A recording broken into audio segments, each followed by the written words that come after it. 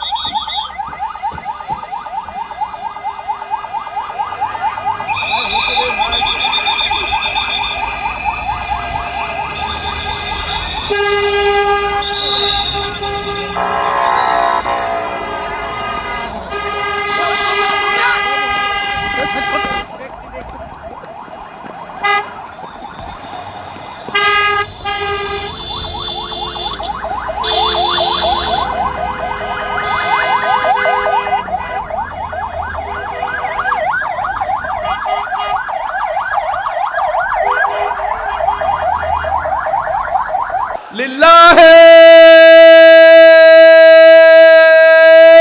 তাকবীর।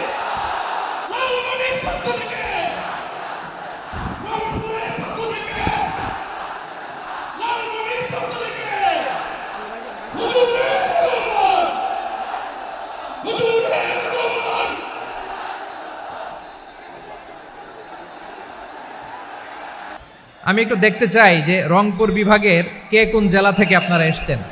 কুড়িগ্রাম থেকে কারা এসেছেন দেখি। কুড়িগ্রাম, মাশাআল্লাহ মাশাআল্লাহ। আচ্ছা, গাইবান্ধা জেলার কে আসছেন? গাইবান্ধা, হ্যাঁ মাশাআল্লাহ। ঠাকুরগাঁও, ঠাকুরগাঁও অনেকে আসছেন। দিনাজপুর জেলা থেকে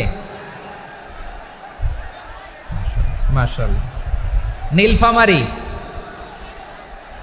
ঠিক আছে, ফি আমানিল্লাহ। পঞ্চগড় অনেক আসছে। রংপুর, রংপুর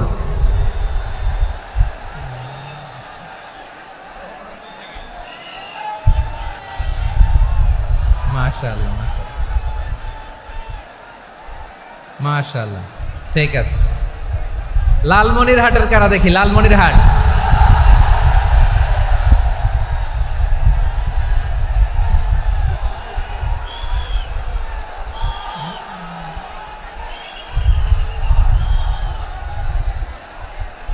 মাশাআল্লাহ, মাশাআল্লাহ,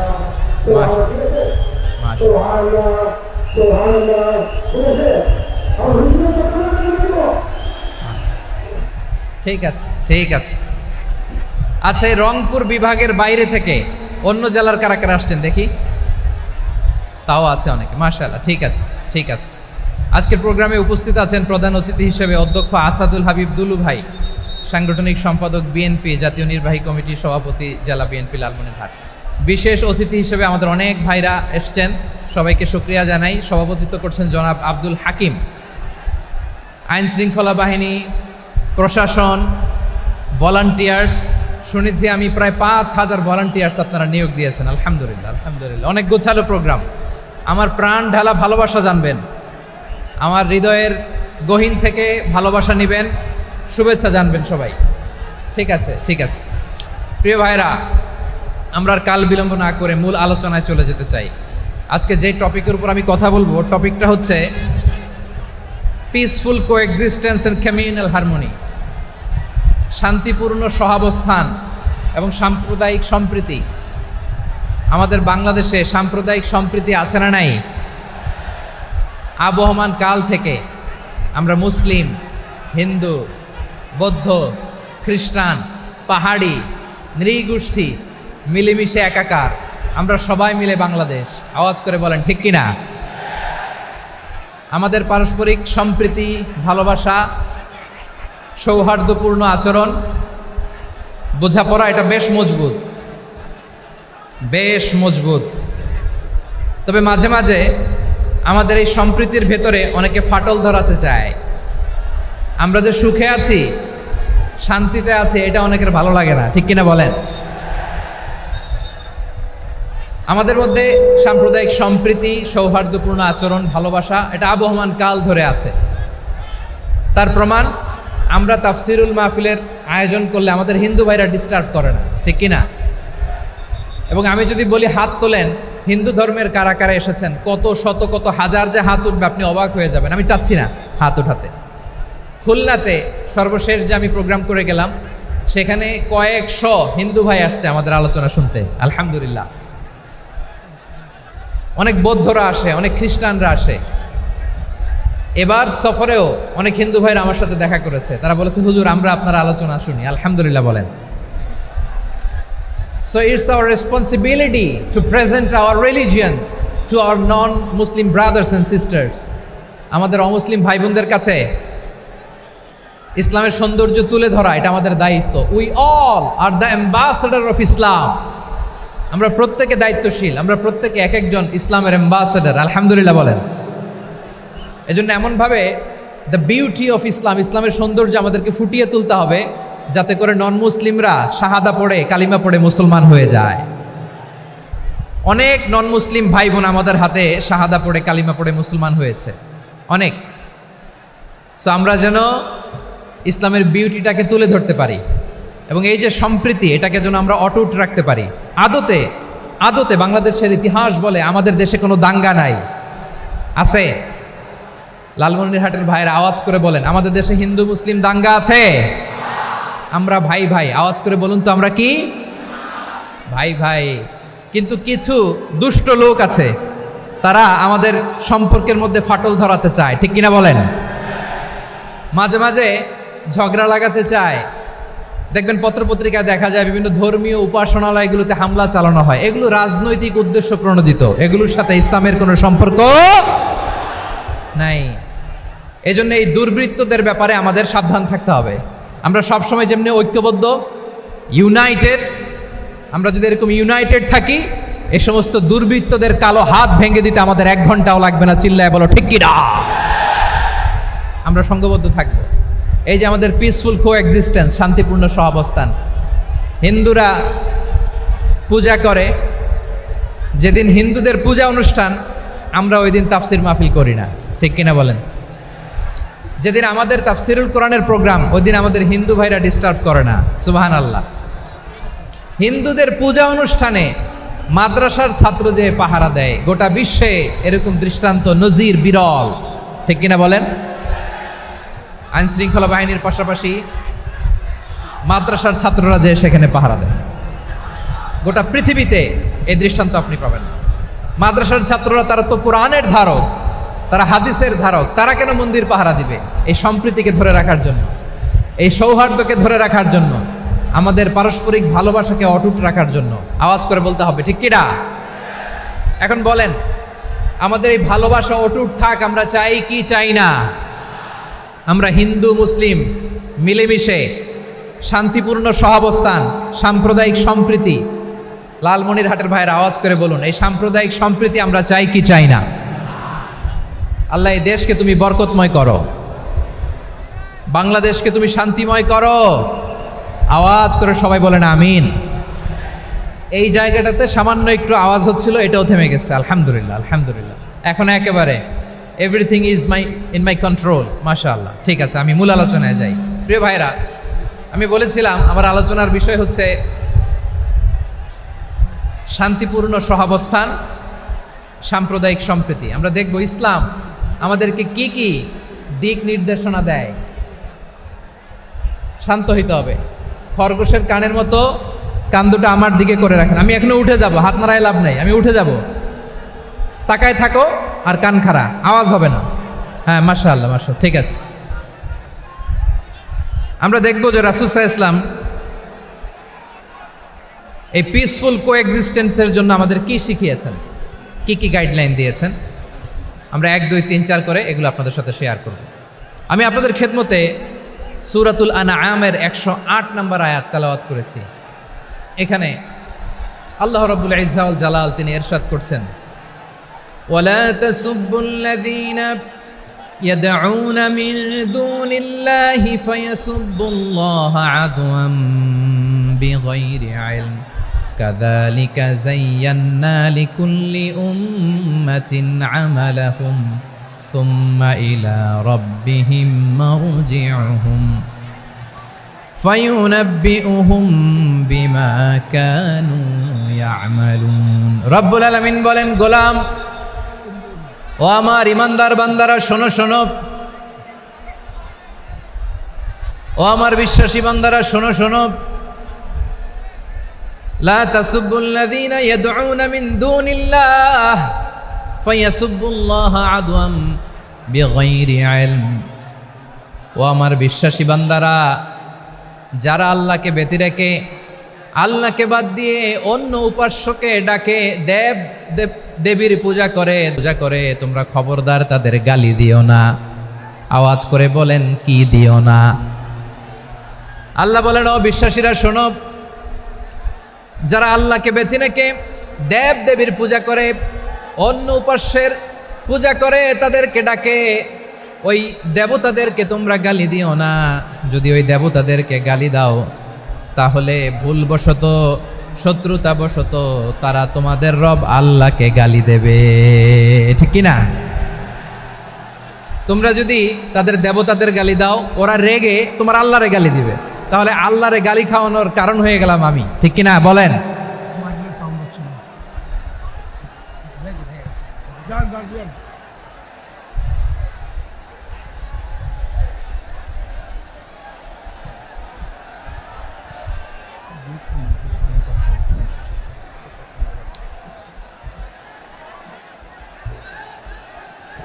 সম্মানিত ভাইয়েরা, এত বিশাল প্রোগ্রাম, মাইকের একটা সেটআপ থাকে, তারগুলো অনেক সময় নড়ে যায়, ধাক্কা ধাক্কিতে ডিসপ্লেস হয়, একটু ঝামেলা হবে।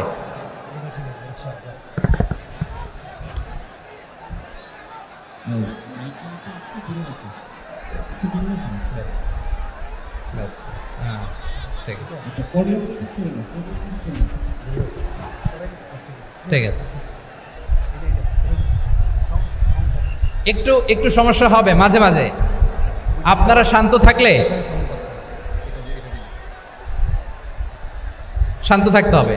এইভাবে সাউন্ড নাই, এই নাই, এই বলতে বলতে আমার সময়ও নাই, উঠে যেতে হবে, এগুলো বোকামি। এই বিভাগীয় প্রোগ্রামগুলোতে যাই, চিৎকার চেঁচামেচি করে তোমরা আসো, সময় শেষ আমাকে উঠে যেতে হয়। আমরা তো বঞ্চিত হলাম। গুরুত্বপূর্ণ অনেক কথা শোনাবো তোমাদের, অনেক। প্রিয় ভাইরা, আপনারা শান্ত হয়ে বসুন, শান্ত হয়ে। রব্বুল আলামিন বলেন, খবরদার বিশ্বাসীরা, আল্লাহ ছাড়া যারা অন্যান্য উপাস্যদেরকে ডাকে, দেবতাদেরকে ডাকে, তাদেরকে তোমরা গালি দিও না। ওই সমস্ত দেবতাদেরকে যদি তোমরা গালি দাও তাহলে তারা আল্লাহকে গালি দিবে, ঠিক কিনা বলেন? আমরা দেবতাদের গালি দিলে ওরা আল্লাহকে গালি দিবে। রব্বুল আলামিন বলেন, খবরদার দেবতাদেরকে গালি দিও না, তাহলে ওরা তোমার রব আল্লাহরে গালি দেবে। প্রতিটি জাতির জন্য তাদের কাজকে আমি আল্লাহ সুশোভিত করে রেখেছি, তারা সবাই একদিন আমার কাছেই ফিরে আসবে। এরপর আমি রব্বুল আলামিন তাদের আমলনামা তাদেরকে জানিয়ে দেব। সুবহানাল্লাহ পড়ে। প্রিয় ভাইয়েরা, আল্লাহ তাআলা বলেছেন খবরদার গালি দিও না। আদেশটা কার? আওয়াজ করে বলেন তো। হিন্দুদের দেবতা দেবদেবীদেরকে গালি দেওয়া যাবে না। আওয়াজ করে বলুন প্রিয় ভাইয়েরা, এই আদেশটা কার? এই আপনাদের গলার আওয়াজ। অন্য ধর্মের দেবতাদেরকে যে গালি দেওয়া যাবে না, এই আদেশটা কার? আরো জোরে বলুন, কার? গালি দিবেন কোন দেবতাকে? দিবেন? যদি দেন তাহলে ওরা আল্লাহরে গালি দিবে। তাহলে আল্লাহরে গালি খাওয়াইলো কে? আপনি, ঠিক কিনা বলেন? আমি আল্লাহকে গালি খাওয়ানোর কারণ হলাম, কারণ আমি যদি গালি না দিতাম ওরা আমার রবকে গালি দিত না। আওয়াজ করে বলেন ঠিক কিনা? তাহলে প্রিয় ভাইয়েরা, ইসলাম আমাদেরকে শিখায়, সূরাতুল আনআমের 108 নম্বর আয়াত থেকে আমরা বুঝলাম কোনো ধর্মকে ছোট করা যাবে না। অন্য ধর্মকে ছোট করা মানে ইসলামকে ছোট করা। অন্য ধর্মের দেবতাকে গালি দেওয়া মানে আল্লাহকে গালি খাওয়ানো। আওয়াজ করে বলেন ঠিক কিনা? খবরদার, এটা করা যাবে না। আর অন্য ধর্মের দেবতাকে যদি আপনি গালি দেন, ওরা ইসলাম থেকে দূরে সরে যাবে। যাও ইসলামের প্রতি আকৃষ্ট হয়েছিল আর কোনোদিন ইসলামের ধারে কাছে আসবে না। আওয়াজ করে বলেন ঠিক কিনা? এজন্য কখনো কোনোদিন অন্য ধর্মের দেবতাদেরকে গালি দেওয়া যাবে না। অন্য ধর্মের কোনো দেবতাদেরকে আমরা গালি দিব না, গালি দিব না, বরং ইসলামের beauty, the beauty of Islam, ইসলামের সৌন্দর্যকে আমরা তুলে ধরব। আমরা যদি বিশ্বনবী সাল্লাল্লাহু আলাইহি ওয়াসাল্লামের জীবনের দিকে তাকাই তাহলে আমি দেখব বিষ্ণু ইসলাম মক্কাতে কিংবা মদিনাতে অন্য ধর্মের লোকদের সাথে খুব পিসফুলি লাইফ লিড করেছেন। হোক মুশরিক, হোক খ্রিস্টান, হোক ইহুদি, বিশ্বনবী সবার সাথে মিলেমিশে ছিলেন। আলহামদুলিল্লাহ বলেন। ইসলাম হচ্ছে পিসফুল রিলিজিয়ান। অন্য ধর্মের প্রতি সহনশীলতার সবক ইসলাম আমাদেরকে দেয়। কিন্তু প্রতিটি মুসলিমের এটা মনে রাখতে হবে, আল্লাহর কাছে পছন্দনীয় গ্রহণযোগ্য ধর্ম জীবনাদর্শ একটি, সেটা হচ্ছে ইসলাম। আওয়াজ করে বলেন সেটা কি? লালমনিরহাটের ভাইয়েরা আওয়াজ করে বলুন, আল্লাহর কাছে মনোনীত ধর্ম একটি, সেটা কি? এজন্য রব্বুল আলামিন বলেন, ইন্নাদ-দীনা ইনদাল্লাহিল ইসলাম, আল্লাহর কাছে মনোনীত গ্রহণযোগ্য অ্যাকসেপ্টেড ধর্ম মতাদর্শ একটা, সেটা হলো ইসলাম। ইসলাম ছাড়া অন্য কোনো ধর্ম যদি কেউ তালাশ করে তার ওই ধর্ম আল্লাহ গ্রহণ করবে না। ومن يبتغي غير الإسلام دينا فلن يقبل منه وهو في الآخرة من الخاسرين. Whoever seek anything except Islam, that won't be accepted from him, and he will be loser in the day of judgment. কিয়ামতের দিন ইসলাম ছাড়া কেউ যদি অন্য কোনো ধর্ম তালাশ করেছে দুনিয়াতে, তার এই মতাদর্শ গ্রহণ করা হবে না। and he will be loser, সে হবে লুজার, ক্ষতিগ্রস্ত, হাই হাই কোম্পানির ম্যানেজার। ওর আমও শেষ, সালাও শেষ। আওয়াজ করে বলেন ঠিক কি না? এজন্য ইসলাম পেয়ে আমরা খুশি না বেজার? প্রত্যেক নামাজ শেষে আমরা আল্লাহরে বলি, আল্লাহ রাদিতু বিল্লাহি রাব্বা ওয়া বিল ইসলামি দীনা ওয়া বি মুহাম্মাদিন নাবিয়ান ওয়া রাসূলা। ও আল্লাহ, তোমারে রব হিসেবে পেয়ে আমরা খুশি। ও আল্লাহ, ইসলামকে ধর্ম হিসেবে পেয়ে আমরা খুশি। বিশ্বনবীকে আমাদের রাসূল পেয়ে আমরা খুশি। ঠিক কিনা বলেন? ইসলাম ছাড়া অন্য কোনো ধর্ম আমরা গ্রহণ করব না। ঠিক কিনা বলেন? আল্লাহর কাছে অ্যাকসেপ্টেড রিলিজিয়ান একটা, সেটা ইসলাম। তো বিশ্বনবী সাল্লাল্লাহু আলাইহি ওয়াসাল্লাম মক্কাতে কিংবা মদিনাতে খুব পিসফুলি এক্সিস্ট করেছেন। যে কোনো ধর্মের সাথে মিলেমিশে চলেছেন। তার প্রমাণ আমরা যদি রাসূল সাল্লাল্লাহু আলাইহি ওয়াসাল্লামের বায়োগ্রাফির দিকে তাকাই তাহলে দেখব তিনি মুশরিকদের সাথে পিস ট্রিটি করেছেন, শান্তি চুক্তি, পিস ট্রিটি, পিস এগ্রিমেন্ট। আপনারা হুদাইবিয়ার সন্ধির নাম শুনেছেন? আমার লালমনিরহাটের কলিজার টুকরা ভাইয়েরা, হুদাইবিয়ার সন্ধির নাম আপনারা শোনেন নাই? 6ষ্ঠ হিজরিতে বিষ্ণু ঈসা ইসলাম মুশরিকদের সাথে এই ট্রিটি করেছেন, চুক্তি। কাদের সাথে? মুশরিকদের সাথে। আমরা তো মুসলমান বসতে পারি না, আমরা দুই মুসলিম ভাই একসাথে বসে চা খেতে পারি না, গল্প করতে পারি না। বিষ্ণু ঈসা ইসলাম মুশরিকদের সাথে ট্রিটি করেছেন, হুদাইবিয়ার সন্ধি।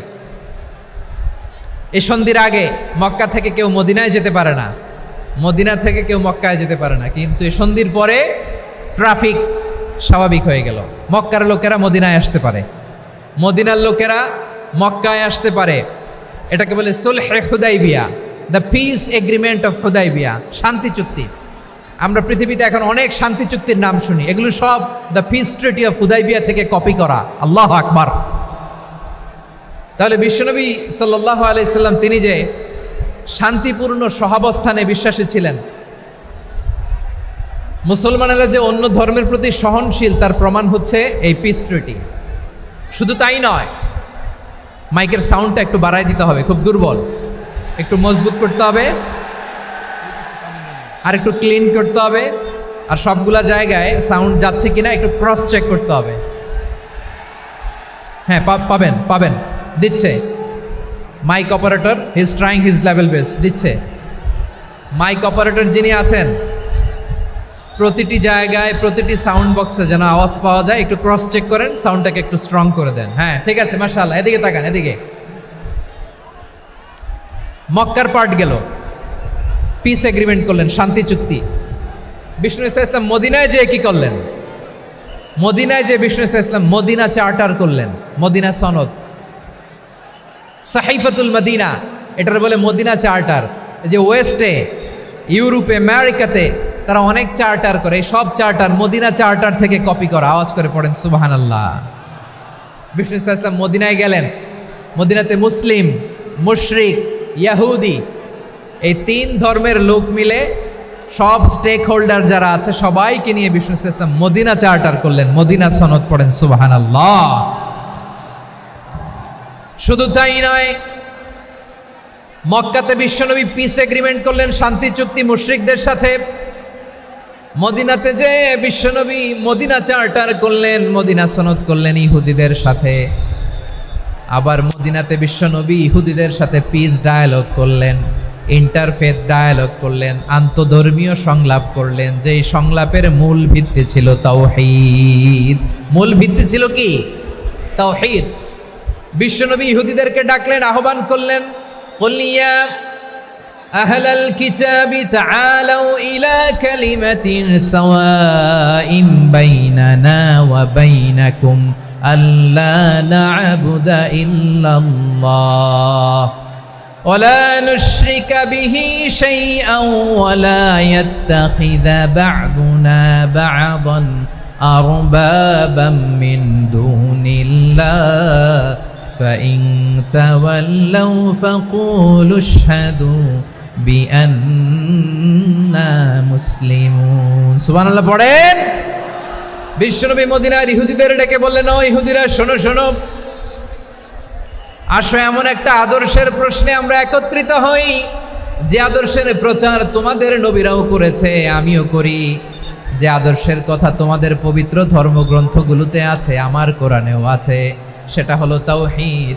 আমরা এক আল্লাহ ছাড়া কারো ইবাদত করব না, আল্লাহর সাথে কাউরে শরীক করব না, আল্লাহ ছাড়া কাউরে রব মানব না। পড়েন সুবহানাল্লাহ। তাহলে আমার প্রিয় লালমনিরহাটের ভাইরা, মদিনাতে যে তিনি মদিনা চার্টার করলেন, মদিনা সনদ, পিস ডায়ালগ করলেন, শান্তির সংলাপ, ইন্টারফেথ ডায়ালগ করলেন, আন্তধর্মীয় সংলাপ, যার ভিত্তি ছিল তাওহীদ। সুবহানাল্লাহ পড়েন। তাহলে অন্য ধর্মের প্রতি সব সময় ইসলাম সহনশীল, টলারেন্স। যদি আপনি দেখতে চান ইসলামের নবী বিশ্ব নবীর দিকে তাকান, ঠিক কিনা বলেন? আমরা তো সংখ্যালঘুদের রাইটস প্রোটেক্ট করার জন্য কত আইন বানাই, কত বৈঠক করি, কত সংবাদ সম্মেলন করি। বিষ্ণু সাল্লাল্লাহু আলাইহি ওয়াসাল্লাম সংখ্যালঘুদের রাইটসের ব্যাপারে, অধিকারের ব্যাপারে যে কথা বলেছেন, শুনলে আপনি অবাক হয়ে যাবেন। বিশ্বনবী বলেন, আলা মান যালামা মুআহাদান আও ইনতাকাসাহু আও কাল্লাফাহু ফাওকা তাআতিহি আও কাল্লাফাহু ফাওকা তাকাতিহি আও আখাযা মিনহু শাইআন বিগাইরি তিবি নাফসিন ওয়া আনা হাজিজুহু ইয়াউমাল কিয়ামা। খবরদার, জেনে রাখো, কেউ যদি কোনো সংখ্যালঘুর উপরে অত্যাচার করে, কোনো সংখ্যালঘুর প্রাপ্য থেকে যদি কেউ কাউকে ঠকায়, সংখ্যালঘুর উপর যদি কেউ কষ্ট দেয়, কোনো সংখ্যালঘুর সম্পদ যদি কেউ জোর করে কেড়ে নেয়, আমি কিয়ামতের দিন বিশ্বনবী ওই সংখ্যালঘুর পক্ষে আর ওই মুসলমানদের বিপক্ষে বাদী হয়ে দাঁড়াবো। সুবহানাল্লাহ বলতে পারলেন না? আল্লাহু আকবার। আপনি নামাজি, আপনি মুসল্লি, আপনি হাজী সাহেব, তাহাজ্জুদ পড়তে পড়তে কপালে দাগ ফেলে দিছেন, আপনার প্রতিবেশী হিন্দু, ভাবছেন আমার তো পাওয়ার আছে, ওর জমিটা দখল করি। বিশ্বনবী বলেন, কিয়ামতের দিন ওই হিন্দুর পক্ষে তোর বিরুদ্ধে আমি বাদী হয়ে দাঁড়াবো। পৃথিবীর কোন ধর্মে এরকম স্টেটমেন্ট পাবেন? পাবেন? আপনি ভাবছেন আপনি নামাজ পড়লে হাজী সাহেব কপালে দাগ ফেলায় দিলে আপনি সেলসেলায় জান্নাতে চলে যাবেন না? খবরদার। বিশ্বনবী বলেন, কোন সংখ্যালঘুর উপর যদি কেউ আক্রমণ করে, তার প্রাপ্য তাকে না দিয়ে যদি তাকে ঠকায়, তার উপর জুলুম করে, তার সম্পদ যদি কেড়ে নেয়, আমি নবী, তুমি মুসলিম হইতে পারো, মুসল্লি হইতে পারো, তার পক্ষে, তোমার বিপক্ষে আল্লাহর দরবারে বাদী হয়ে দাঁড়াবো। আচ্ছা, লালমনিরহাটের ভাইরা, কথা বুঝতে পারলে আওয়াজ করে উত্তর দেন। বিশ্বনবী যদি কারো বিপক্ষে দাঁড়ায় কিয়ামতের দিন, আই রিপিট, আমি আবারও বলছি, বিশ্বনবী যদি কিয়ামতের দিন কারো বিপক্ষে দাঁড়ায়, ও তো সেলসেলায়া জান্নাতি, তাই না? জান্নাতি না? যে নবীর সুপারিশ ছাড়া জান্নাতের গেটও দেখা যাবে না, ওই নবী যদি বলে তোর বিপক্ষে আমি বাদী হয়ে দাঁড়াবো, ওই জান্নাতে আর ঢোকার কোনো সুযোগ আমাদের থাকবে? এখানেই শেষ না আমার প্রিয় লালমনিরহাটের ভাইয়েরা, এখানেই শেষ নয়। বিশ্বনবী বলেন, মান কাতালা মুআহাদান, বুখারীর বর্ণনা, মান কাতালা মুআহাদান লাম ইয়ারাহ রাইহাতাল জান্নাহ। কেউ যদি, কোনো মুসলিম যদি অন্যায়ভাবে কোনো সংখ্যালঘুকে হত্যা করে, কোনো হিন্দুকে হত্যা করে, কোনো বৌদ্ধরে হত্যা করে, অন্যায়ভাবে কোনো মুসলিম যদি কোনো সংখ্যালঘুরে হত্যা করে, জান্নাতে যাওয়া তো দূরের কথা, ওই মুসলিম জান্নাতের ঘ্রাণও পাবে না। সেই বুখারীর বর্ণনা, মান কাতালা মুআহাদান লাম ইয়ারাহ রাইহাতাল জান্নাহ ওয়া ইন্না রিহাহা লা ইউজাদু মিন মাসিরাতি 40 আমা। যে জান্নাতের ঘ্রাণ 40 বছর দূরের রাস্তা থেকেই পাওয়া যায়। সুবহানাল্লাহ পড়েন।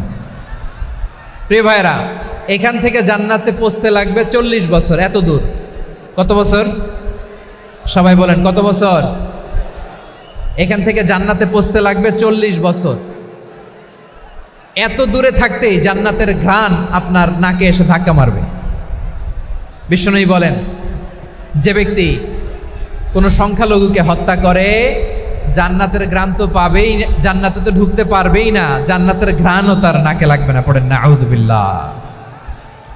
তাহলে সংখ্যালঘুদের ব্যাপারে ইসলামে অধিকার দেয়া আছে না নাই? লালমনিরহাটের ভাইয়ের আওয়াজ করে বলেন, আমার সংখ্যালঘু হিন্দু ভাইদের রাইটস, অধিকার আমাদের ইসলামে প্রোটেক্টেড আছে না নাই? এখানেই শেষ না। বিষ্ণু ইসলাম আপনার অমুসলিম প্রতিবেশীর সাথে ভালো আচরণ করতে বলেছে। আমাদের হয় না, এটা মুসলিম পাড়া, ওটা বৌদ্ধ পাড়া, হয় না? অনেক সময় হয় না, এটা আমাদের মুসলিম পাড়া, ওইটা হিন্দু পাড়া, এরকম আছে না নাই? লালমনিরহাটে নাই না? আছে? হিন্দু যদি আপনার প্রতিবেশী হয়, কি করবেন? ওরে কষ্ট দিবেন নাকি? কেন? ও তো হিন্দু, ও তো আমার আল্লাহরে ডাকে না, ওরে কষ্ট দিলে জায়েজ হবে না? খবরদার। বিষ্ণু ইসলাম বলেন, মান কানা ইউমিনু বিল্লাহ ওয়াল ইয়াউমিল আখির ফালিউকরিম জারাহ। যে আল্লাহ বিশ্বাস করে আর আখিরাতে বিশ্বাস করে, সেজন্য প্রতিবেশীর সাথে ভালো আচরণ করে। সুবহানাল্লাহ। কলিজা জুড়ায় যায় না আমার নবীর কথাগুলো শুনলে? যে আল্লাহ বিশ্বাস করে, যে আখিরাতে বিশ্বাস করে, সেজন্য প্রতিবেশীর সাথে ভালো আচরণ করে। এখানে বলছে মুসলিম প্রতিবেশী, বলছে নামাজি প্রতিবেশী বলছে? আল্লাহওয়ালা প্রতিবেশী বলছে? না। প্রতিবেশী আস্তিক হোক নাস্তিক হোক, প্রতিবেশী মুমিন হোক মুশরিক হোক, প্রতিবেশী হইলেই তার সাথে ভালো আচরণের দরকার আছে না নাই? আমার প্রিয় লালমনিরহাটের ভাইয়েরা, বিষ্ণু ইসা ইসলাম ওনার ইহুদি প্রতিবেশীদের দেখাশোনা করতেন। আওয়াজ না শোনা যাক, আমারও তো দেখা যায়, তাকায় থাকেন, তাকায় থাকলে সওয়াব হবে। কোরআনের কথা যেখান থেকে হয় এদিকে তাকায় থাকলেই বরকত। তাকায় থাকেন। জি জি, মাইক, আমি তো আর মাইক ঠিক করতে আসি না এদিকে, এই মাইক ঠিক করব ওই মাইক ঠিক করব, ওদিকে পাইলট বলবে হুজুর চলে আসেন। জি বসুন বসুন, মাশাআল্লাহ, হ্যাঁ খুব শান্ত, ঠিক আছে। পুলিশ ভাইরা না খেয়ে দিনরাত আপনারা যাতে সুশৃঙ্খল একটা প্রোগ্রাম উপহার পান এটাই চেষ্টা করতেছে, আপনাদেরকে কষ্ট দিতে আসে নাই, একটু একটু সহযোগিতা করেন। জি মাশাআল্লাহ, হ্যাঁ ঠিক আছে। আমার প্রিয় ভাইরা, প্রতিবেশী আস্তিক হোক নাস্তিক হোক, মুসলিম হোক হিন্দু হোক, তার সাথে ভালো আচরণ করতে হবে। বিষ্ণু ইসা ইসলাম ওনার ইহুদি প্রতিবেশীর বাসায় যেতেন। কোন প্রতিবেশী? ইহুদি। আওয়াজ করে বলেন, কোন প্রতিবেশী? ইহুদি।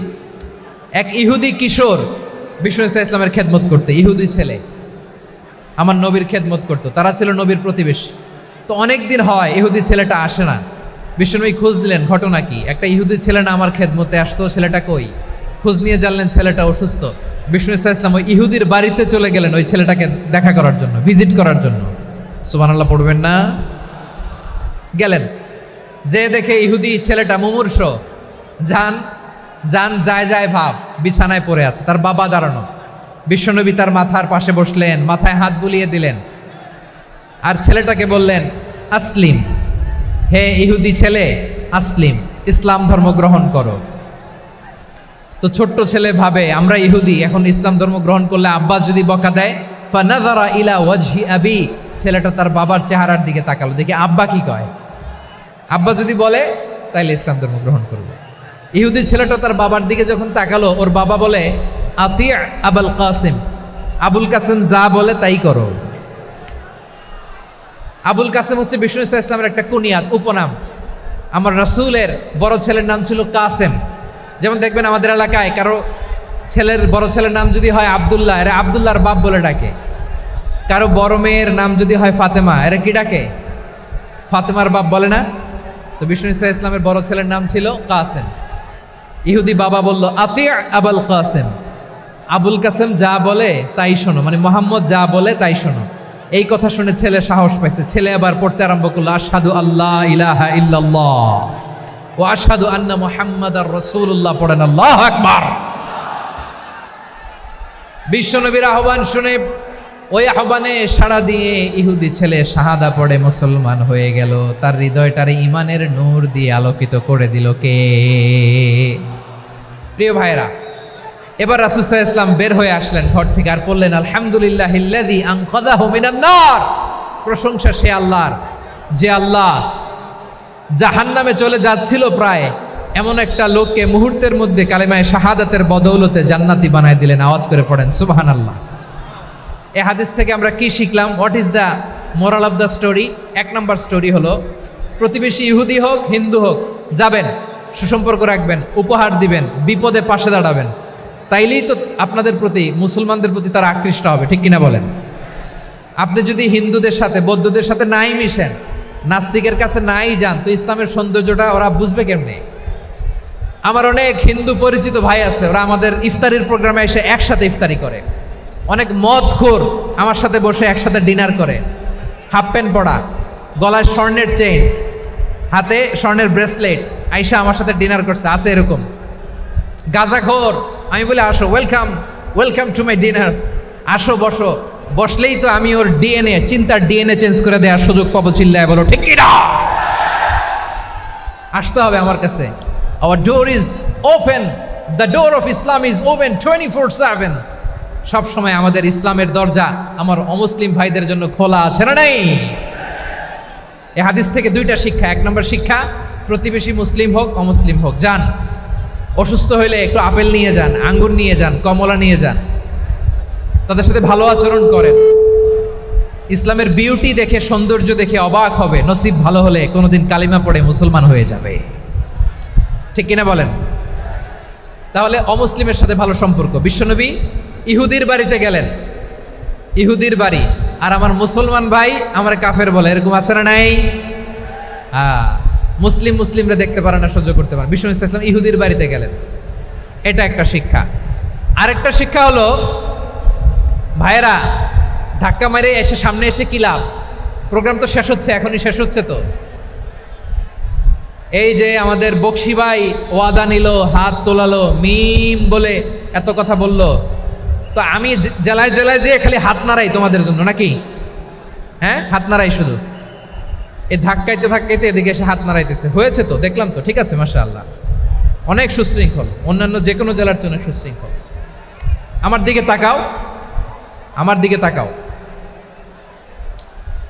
ঠিক আছে। এই যে দাঁড়িয়ে আছে, একটা ছেলে নড়ে না, দেখছেন? মাশাআল্লাহ, মাশাআল্লাহ, মাশাআল্লাহ। হ্যাঁ, এইভাবেই। আর কয়েকটা মজাদার কথা আছে, শোনো। এই হাদিস থেকে আমাদের শিক্ষা হলো, আমার প্রতিবেশী যেই ধর্মের হোক আমি সম্পর্ক রাখবো। অসুস্থ হলে যাব, কি বলেন ভাইরা? যাবেন না? যাবেন না আপনারা? আচ্ছা, 2 নম্বর শিক্ষা হলো, বিষ্ণু ইসা ইসলামের খাদেম ছিল ইহুদি, এতদিন খেদমত করলো, একদিনও বিশ্বনবী ওরা কালিমার দাওয়াত দেয় নাই। কারণ কি? বিশ্বনবী একটা ভালো সময়ের অপেক্ষা করতেছিলেন, প্রপার টাইমিং। দায়ীর কাজ হচ্ছে দাঈ ইলাল্লাহ, সে হচ্ছে সুযোগ সন্ধানী।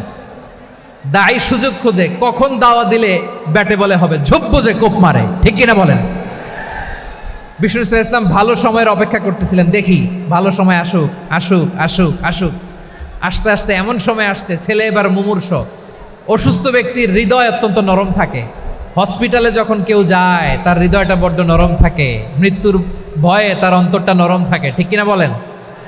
এই প্রপার টাইমিং এর অপেক্ষা করতেছিলেন। যখনই টাইমিং পেয়েছেন, দাওয়াত দিলেন, পড়ো লা ইলাহা ইল্লাল্লাহ, সুবহানাল্লাহ পড়েন সবাই। তাহলে ইসলাম অমুসলিম প্রতিবেশীর সাথে ভালো আচরণ করতে বলে। ইসলাম অমুসলিম মাতা পিতার সাথেও ভালো আচরণ করতে বলে। মাতা পিতা যদি অমুসলিম হয়, তারা ফেলে দিতে পারবেন? পারবেন? আমার লালমনিরহাটের ভাইরা, অনেক হিন্দু ছেলে আমাদের হাতে শাহাদা পড়ে মুসলিম হয়, কিন্তু ওর মা মুসলমান হয় নাই, বাবাও হয় নাই, এরকম আছে না নাই? তো ও হয়েছে মুসলিম, মা বাপ হিন্দু, এখন মা বাপ কি বাদ? হ্যাঁ, মা বাপ বাদ দেয়া যাবে? যেই মা আপনার 9 মাস 8 মাস পেটে ধারণ করলো, আপনার মায়ের নার ছেঁড়া ধন, আপনি ওই মারে বাদ দিতে পারবেন? যে মায়ের বুকের তাজা দুধ খেয়ে আপনি আজকে বাড়ন্ত তাজা তরতাজা, ওই মারে বাদ দেয়া যাবে?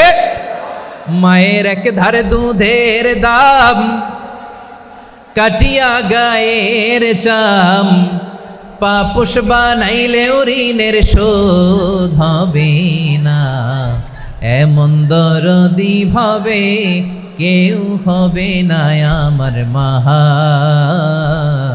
গো। মায়ের এক ধারে দুধের দাম, কাটিয়া গায়ের চাম, পাপুষ বানাইলেও ঋণের শোধ হবে না, এমন দরদি ভাবে কেউ হবে না আমার মাহা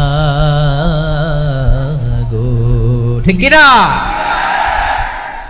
মাকে তো বাদ দেয়া যায় না। وَقَضَى رَبُّكَ أَلَّا تَعْبُدُوا إِلَّا إِيَّاهُ وَبِالْوَالِدَيْنِ إِحْسَانًا। আল্লাহ বলে, অবধারিত 2টা ভার্ডিক্ট তোমাদের জন্য, এক আল্লাহর ইবাদত করবা আর মা বাবার প্রতি ইহসান করবা। আদেশটা কার? মা বাবার প্রতি ইহসান করতে হবে। আমার মা হিন্দু হোক, ভালো আচরণ করতে হবে, বৌদ্ধ হোক, ভালো আচরণ করতে হবে। আমার যে সমস্ত হিন্দু ভাইয়েরা মুসলিম হয়েছ, তোমাদের মা বাবা এখনো মুসলমান হয় নাই, তাদের সাথে ভালো আচরণ করতে হবে। আপনাদের খেদমত নিজে করতে হবে, অথবা খেদমতের ব্যবস্থা করাই দিতে হবে। মান্থলি যে খরচ লাগে এটা দিতে হবে। আরে তুমি এখন মুসলিম, তোমার মা বাবা হিন্দু, এখনই তো সুযোগ ইসলামের সৌন্দর্য দেখানো। এখন মা বাবা যদি দেখে, আরে এটা হিন্দু থাকতে তো বদমাইশ ছিল, বেয়াদব ছিল, কি এমন ধর্ম সে গ্রহণ করলো যেটা গ্রহণের সাথে সাথে সে পাল্টে গেল? কি এমন ধর্ম সে গ্রহণ করেছে যেটা তার জীবনকে আলোকিত করে দিয়েছে? নসিব ভালো হইলে তারাও কালিমা পড়ে মুসলমান হয়ে যাবে। বিষ্ণু ইসলামের স্ত্রীর নাম ছিল আয়েশা রাদিয়াল্লাহু তাআলা আনহা, আবু বকর রাদিয়াল্লাহু তাআলা আনহুর মেয়ে। আবু বকর রাদিয়াল্লাহু তাআলা আনহুর আরেক মেয়ের নাম হচ্ছে আসমা। কি নাম? দুজনই আবু বকর রাদিয়াল্লাহু তাআলা আনহুর মেয়ে, আসমা আর আয়েশা। নাম দুইটা কেমন লাগে? আসমা নামটা কেমন লাগে? আয়েশা নামটা কেমন লাগে? সবার ভালো লাগে নাই? নাম দুটো আপনাদের ভালো লাগে? লালমনিরহাটে অনাগত যদি কন্যা সন্তান হয়, যদি মনে চায় আসমা রেখে দিতে পারবেন, যদি মনে চায় আয়েশা রেখে দিয়েন। দেশে বিদেশে এয়ারপোর্টে রাস্তাঘাটে শুধু বলে হুজুর একটা নাম দেন, আমার ছেলের একটা নাম দেন, মেয়ের একটা নাম দেন। তো আমার মনে আছে যশোরের আদ্দিনের মাহফিলে আমি একটা দুইটা নাম দিয়েছিলাম। আজকে লালমনিরহাটের এই প্রোগ্রামে কন্যা সন্তান যদি হয় দুটা নাম দিলাম, আসমা কিংবা আয়েশা। ইনশাআল্লাহ পড়েন। দুজন বোন, এক মায়ের না, বাবা এক মা দুইজন। আয়েশা রাদিয়াল্লাহু তাআলা আনহার মায়ের নাম উম্মে রুমান, আর আসমা রাদিয়াল্লাহু তাআলা আনহার মায়ের নাম কুতাইলা বিনতে আব্দুল উজ্জা। আবু বকর রাদিয়াল্লাহু তাআলা আনহু 4টা বিয়ে করেছিলেন। তো একই ঘটনা ঘটেছে এই ফ্যামিলিতে। আসমা ইসলাম ধর্ম গ্রহণ করে মুসলিমা, কিন্তু তার মা কুতাইলা মুশরিকা। আই রিপিট, বোঝার জন্য আমি আবারও বলি, আসমা রাদিয়াল্লাহু তাআলা আনহা মুসলিমা, আর আসমার মা কুতাইলা, আওয়াজ করে বুঝে থাকলে বলেন, আসমার মা মুশরিকা। তার মানে মেয়ে মুসলিম, মা অমুসলিম। ভেজাল আছে না নাই? কিন্তু কুতাইলা আর ধৈর্য ধারণ করতে পারে না। নার ছেঁড়া ধন, কলিজার টুকরা ধন, কলিজার টুকরা সন্তান আসমারে দেখতে বড্ড মন চায়। সাইয়েদনা আসমা রাদিয়াল্লাহু তাআলা আনহা মক্কা থেকে হিজরত করে মদিনায় চলে গেলেন হুদাইবিয়ার পর। যখন মক্কা মদিনার ট্রাফিক স্বাভাবিক হলো, মক্কার লোক মদিনায় যায়, মদিনার লোক মক্কায় আসে। কুতাইলা কলিজার টুকরা সন্তান আসমারে দেখার জন্য কিছু উপহার নিয়ে বিশাল মরুপথ পাড়ি দিয়ে মক্কা থেকে মদিনায় যায়। সুবহানাল্লাহ বলেন। এখন মা আসছে মেয়ের সাথে দেখা করতে, মেয়ে তো আর দেখা দেয় না। মেয়ে ভাবছে আমার মা তো মুশরিকা, অপবিত্রা, তার সাথে কি দেখা দেয়া যাবে? বিশ্বনবীর দরবারে চলে গেলেন। সুবহানাল্লাহ বলেন। কি সৌভাগ্যবান ছিল তারা, মাসলা জানার দরকার হলেই নবীর দরবারে চলে যেত। ঘরে বউয়ের সাথে ঝগড়া হলে নবীর দরবারে চলে যেত। অনেক সাহাবী বলে আমার পেটে ক্ষুধা লাগলো আমি নবীর কাছে চলে যেতাম, কারণ নবীর চেহারার দিকে তাকালেই আমার পেটের ক্ষুধা মিটে যেত। সাইয়েদনা আসমা রাদিয়াল্লাহু তাআলা আনহা বিশ্বনবীর কাছে চলে গেলেন, যে বললেন ইয়া রাসূলুল্লাহ ইয়া হাবিবাল্লাহ ইন্না উম্মি কাদিমাতুন ইলাইয়া ওয়া হিয়া রাগিবা। আমার মা মক্কা থেকে অনেক দূর মরুর পথ পাড়ি দিয়ে উপহার সামগ্রী নিয়ে মদিনায় আমার সাথে দেখা করতে এসেছে গো নবী। আমার জানতে বড্ড ইচ্ছে হয় আমি আমার মুশরিকা মাখা করতে পারবো কিনা।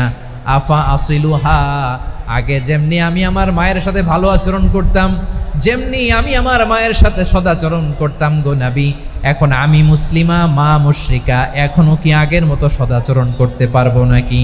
বিশ্বনবী বললেন নাম সিলিহা, হ্যাঁ রে আসমা, অবশ্যই অবশ্যই, আগে ঠিক যেমন তুমি তোমার মায়ের সাথে ভালো আচরণ করতে, এখনো তেমনি আগের মতো ভালো আচরণ করবা। আওয়াজ করে পড়েন সুবহানাল্লাহ। কি ইসলাম আমরা পেয়েছি! কত ব্রড মাইন্ডেড আমাদের ইসলাম, কত ওপেন মাইন্ডেড ইসলাম, কত ওপেন আপ করতে পারে, চিন্তা করতে পারেন। বিষ্ণু বললেন হ্যাঁ অবশ্যই, নাম সুলিহা, আগে যেমনি ভালো আচরণ করছো আসমা, এখন ওই রকমই করো, পারলে আরো বাড়াই করো। সুবহানাল্লাহ বলেন। তাহলে আমার যে হিন্দু ভাইয়েরা, হিন্দু বোনেরা ইমানের বদৌলতে দৌলতে আপনি ধন্য হয়েছেন, আপনার আম্মা আব্বা এখনো মুসলমান হয় নাই, তাদের জন্য দোয়া করেন, তাদের জন্য দোয়া করেন, আল্লাহ যেন তাদেরকেও ইমানের দৌলত দান করে। আমরা সবাই পড়ি আমিন, আরো জোরে পড়েন আমিন। এখন বলেন ইসলাম কি ন্যারো মাইন্ডেড রিলিজিয়ান না ব্রড মাইন্ডেড?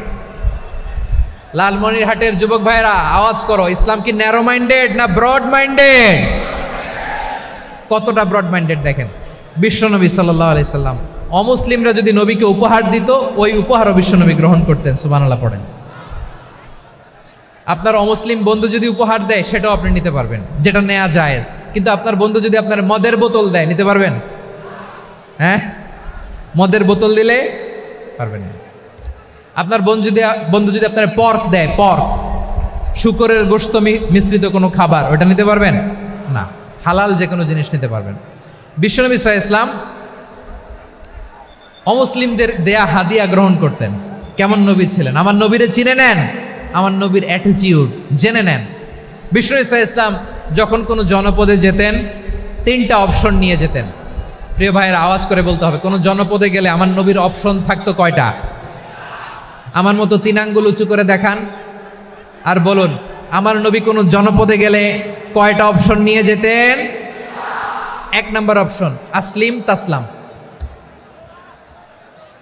নতুন এলাকায় গেলে বলতেন আসলিম তাসলাম, ইসলাম ধর্ম গ্রহণ করো, শান্তিতে থাকবা, আমার ভাই হয়ে যাবো, আমরা ভাই ভাই। ইসলাম মানো, আমরা ভাই ভাই। অপশন নাম্বার কত? 1।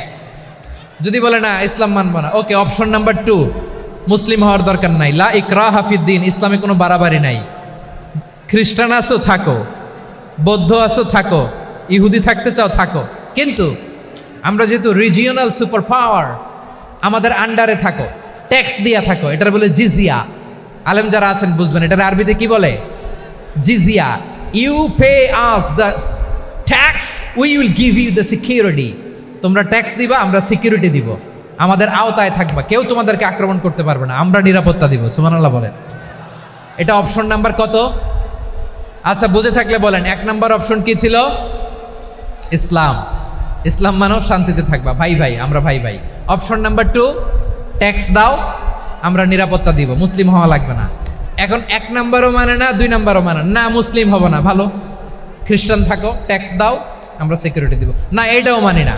বিষ্ণু বলেন, তাহলে তলোয়ার আমাদের আর তোমাদের মাঝে ফয়সালা করবে। মুসলিমও হব না, ট্যাক্স দিবা, নিরাপত্তা দিব, আমরা সুপার পাওয়ার, আমাদের আন্ডারে থাকবে, এটাও না। তাহলে তোমাদেরকে তো আমরা বিশ্বাস করতে পারি না, কখন না কখন বিশ্বাসঘাতকতা করো, কার সাথে মিলে হাত মিলাও, তলোয়ার আমাদের মাঝে ফয়সালা করবে। তখন তিনি জেহাদের সশস্ত্র সংগ্রামের ঘোষণা দিতেন। সুবহানাল্লাহ পড়েন। দেখেন, পশ্চিমারা জেহাদকে এইভাবে চিত্রায়িত করে না। ওরা জেহাদ বলতে বোঝায় তলোয়ার, হাত কাটো, গলা কাটো, না, জেহাদ সশস্ত্র সংগ্রাম 3 নম্বরে। অধিকাংশ ক্ষেত্রেই বিশ্বনবীর সুন্দর আচরণ দেখে, আরে আমার নবীর যে নুরানি চেহারা, অনেকে তো কেবল সিরেফ চেহারাটা দেখেই কালিমা পড়ে মুসলমান হয়ে গিয়েছে। যারা মুসলিম হয় নাই, তারা তাদের ইসলামেই বলবৎ ছিল, ট্যাক্স দিয়ে ইসলামের আন্ডারে ছিল। যারা এটাও মানে নাই, ওইটাও মানে নাই, তাদের বিরুদ্ধে জেহাদ। বিষ্ণু ইসলাম 7ম হিজরিতে যখন খায়বার বিজয়ের পরে ইসলাম রিজিওনাল সুপার পাওয়ার হিসেবে আত্মপ্রকাশ করলো, বিশ্বনবী চিঠি লিখলেন অন্যান্য সুপার পাওয়ারের কাছে, রাষ্ট্রীয় চিঠি লেখে এক রাষ্ট্রপ্রধান আরেক রাষ্ট্রপ্রধানের কাছে। ঠিক কিনা বলেন? জানেন না আপনারা? এই যে 24-এর ছাত্র নাগরিক অভ্যুত্থানে, এই অভ্যুত্থান যখন শুরু হয়, আমি তখন সাউথ আফ্রিকাতে, একটা স্ট্যাটাস দিয়েছিলাম, কোটা নয়, গোটা দেশ সংস্কার করা লাগবে। শুধু বাংলাদেশ নয়, সারা বিশ্বের বাংলা ভাষাভাষী লোকেরা এই আন্দোলনের সাথে সমর্থন তারা করেছে, এটাকে সাপোর্ট করেছে, তারা সমর্থন দিয়েছে। আমাদের ইউনাইটেড আরব আমিরাতের বাংলাদেশি ভাইয়েরা, তারা সেখানে রাস্তায় নেমে এসেছিল, জানেন? ওইখানে ডেমনস্ট্রেশন করা যায় না, সেখানকার সরকার তাদেরকে যাবজ্জীবন দিয়েছিল। তখন আমাদের এই যে প্রধান উপদেষ্টা ডক্টর মোহাম্মদ ইউনূস সরাসরি G2G বলে, এটারে G2G, government to government, G2G, উনি চিঠি লিখলেন যে তাদেরকে, ইউর হাইনেস, হে সম্মানিত আমির, আপনি আমার এই চিঠির কারণে আমার সম্মানে এই 53 জন বাংলাদেশিকে মাফ করে দেন। এই চিঠির বদৌলতে বেকসুর খালাস পেয়ে গিয়েছিল আমাদের ভাইরা। জানেন না এই ঘটনা আপনারা? তাহলে গভর্নমেন্ট টু গভর্নমেন্ট চিঠি দেওয়া হয়। 7ম হিজরিতে বিষ্ণু ইসলাম সব সুপার পাওয়ারের কাছে চিঠি দিলেন, রোমান সম্রাটের কাছে, পারস্য অধিপতির কাছে, মিশরের অধিপতির কাছে, সবার কাছে চিঠি লিখলেন। চিঠির ভাষা ছিল এরকম, মিন মুহাম্মাদিন রাসূলিল্লাহ ইলা মুকাওকিস আযীমিল কিবত, মুহাম্মদ রাসূলুল্লাহর পক্ষ থেকে মিশরের বাদশার কাছে, আসলিম তাসলাম, ইসলাম মানো, শান্তিতে থাকবা, সালামুন আলা মান ইত্তাবা আল হুদা, শান্তি তার জন্য যে হেদায়েতের অনুসরণ করে। সুবহানাল্লাহ পড়েন। তো এই চিঠি অনেকে ভালোভাবে রিসিভ করেছে, অনেকে এই চিঠি পাওয়ার পরে নবীর কাছে আবার ইন রিটার্ন উপহার পাঠিয়েছে। কি পাঠিয়েছে? উপহার। মিশরের বাদশাহ মুকাউকেস তিনি বিশ্বনবীকে বিশাল এক উপহারের ডালি পাঠিয়েছেন। মিশরের বাদশাহ মুকাউকেস ছিলেন ধর্মে খ্রিস্টান। লালমনিরহাটের ভাইয়েরা আওয়াজ করে বলেন, মিশরের বাদশাহ ধর্মে কি ছিল? খ্রিস্টান। কি উপহার দিয়েছিল আমার নবীকে? শুনতে মনে চায়? আওয়াজ নাই লালমনিরহাটের গলায়, শুনতে মনে যায়? 1000 স্বর্ণ মুদ্রা, 1000 স্বর্ণ মুদ্রা। 2টা খ্রিস্টান দাসী, একজনের নাম মারিয়া বিনতে শামাউন আল কিবতিয়া, আরেকজনের নাম সিরিন বিনতে শামাউন আল কিবতিয়া। একজন খ্রিস্টান দাস 20 থান কাপড় জামা বানানোর জন্য, আমরা নবী যেন সেলাই করে জামা বানাতে পারে এজন্য 20 থান কাপড়, 20 থান ফাইন গার্মেন্ট। সুবহানাল্লাহ পড়বেন না? এরপরে একটা গাধা যেটার নাম ছিল উফাইর, আর একটা খচ্চর, এটার নাম ছিল দুলদুল। খচ্চর চিনেন? গাধা আর ঘোড়ার ক্রসিংয়ে যে প্রাণীটা দুনিয়াতে আসে ওটার খচ্চর বলে। তো এই যে সুপার পাওয়ার, খ্রিস্টান বাদশার কাছে নবী চিঠি লিখলেন, ওই খ্রিস্টান বাদশাহ আমার নবীকে উপহার দিল। বিশ্বনবী এই উপহারগুলো সানন্দে গ্রহণ করেছে। সুবহানাল্লাহ পড়বেন না? তাহলে অমুসলিম কেউ যদি আপনাকে উপহার দেয়, হালাল উপহার হলে আপনি গ্রহণ করতে পারবেন। অনুরূপভাবে পারস্যের বাদশাহ, রোম সম্রাট বিশ্বনবীকে উপহার পাঠিয়েছেন। আমার নবী সবগুলো উপহার, গিফট গ্রহণ করেছেন। সুবহানাল্লাহ বলেন। তাহলে প্রিয় লালমনিরহাট, আওয়াজ করে বলুন, ইসলাম কি ন্যারো মাইন্ডেড রিলিজিয়ন না ব্রড মাইন্ডেড? আম্মাজান আয়েশার কাছে মাসালা জানতে চায় মেয়েরা, হে আম্মাজান, অগ্নি উপাসকেরা তাদের ঈদের দিন নওরোজের সময় আমাদেরকে পাখি দেয়, নেওয়া যাবে? উনি বললেন, ওরা জবাই করে দিলে নেওয়া যাবে না, কিন্তু ওরা যদি ফলমূল এরকম খাবার দেয় এগুলো নেওয়া যাবে। তার মানে অমুসলিমদের দেয়া উপহার এটা গ্রহণ করা যায়। সুবহানাল্লাহ বলেন। শুধু তাই নয়, বিষ্ণু ঈসা ইসলাম অমুসলিমদের সাথে আর্থিক লেনদেনও করেছেন, ফিনান্সিয়াল ডিলিং করেছেন। অমুসলিমদের সাথে প্রয়োজনে আপনি ফিনান্সিয়াল ডিলিং করতে পারবেন। আমরা প্রায় দেখি বাজারের মিষ্টির দোকানগুলো আমার হিন্দু ভাইদের। লালমনিরহাটে মিষ্টির দোকান, দইয়ের দোকান কারা চালায়? হিন্দুরা চালায় না? তারপরে যে বারবার শপ, চুল কাটে যে নাপিত, অধিকাংশ নাপিতের দোকানে কারা? আমার হিন্দু ভাইরা। তা আপনি চুল কাটতে পারবেন কিনা? পারবেন কিনা বলেন? পারবেন। তার দোকান থেকে দই মিষ্টি কিনতে পারবেন কিনা? হ্যাঁ, আমার মুসলিম ভাইয়ের দোকান থাকলে ওইটারে আমি বেশি প্রায়োরিটি দিব, ঠিক কিনা? কিন্তু যদি তাদের সার্ভিস নিতে চান, প্রোডাক্ট নিতে চান, পারবেন। তার দলিল সহিহ বুখারী, আম্মা জান আয়েশা রাদিয়াল্লাহু তাআলা আনহা বলেন, ইশতারা রাসূলুল্লাহ সাল্লাল্লাহু আলাইহি ওয়াসাল্লাম মিন ইয়াহুদিয়িন তুআমান ওয়া রাহানাহু দিরআহু মিন হাদিদ। রাসূল সাল্লাল্লাহু আলাইহি ওয়াসাল্লাম এক ইহুদির কাছ থেকে, কার কাছ থেকে? সবাই বলে নাই কার কাছ থেকে? আমার নবী, পেয়ারা নবী এক ইহুদির কাছ থেকে জব কিনেছিল। জব, বার্লি, যেটা দিয়ে রুটি বানায়। ওই জবের দাম দেওয়া টাকা পয়সা নবীর কাছে ছিল না। ফলে নবী ওনার একটা পোশাককে মর্গেজ রেখেছিলেন, মর্গেজ, বন্ধক, যে এখন এটার দাম দিতে পারবো না, কয়েক কেজি বার্লি নিয়ে যাই আর বন্ধক হিসেবে আমার জামাটা রেখে গেলাম, যেই দিন দাম দিব ওই দিন জামাটা ছুটায় নিয়ে যাব। সুবহানাল্লাহ পড়বেন না? বাকিতে নিছিলেন, বাকিতে। দিরআহু মিন হাদিদ, লোহার তৈরি বর্ম, মানে যুদ্ধের পোশাক, লোহা দিয়ে বানানো। বিষ্ণুনবী বললেন, কয়েক কেজি জব দাও, টাকাটা পরে দিব, এখন টাকা নাই, বন্ধক হিসেবে, মর্গেজ হিসেবে আমার জামা রেখে গেলাম, যখন টাকা দিব জামা ছুটায় নিব। আওয়াজ করে বলতে হবে সুবহানাল্লাহ। এ থেকে বোঝা গেল অমুসলিমদের সাথে ফিনান্সিয়াল ডিলিং করা যায়, অর্থনৈতিক লেনদেন করা যায়, কেনাবেচা করা যায়, প্রোডাক্ট কেনা যায়। এমনকি আমাদের মসজিদে নববীতে বারান্দায় আপনারা একটা অটোমেটিক ফ্লাইং আমব্রেলা দেখছেন?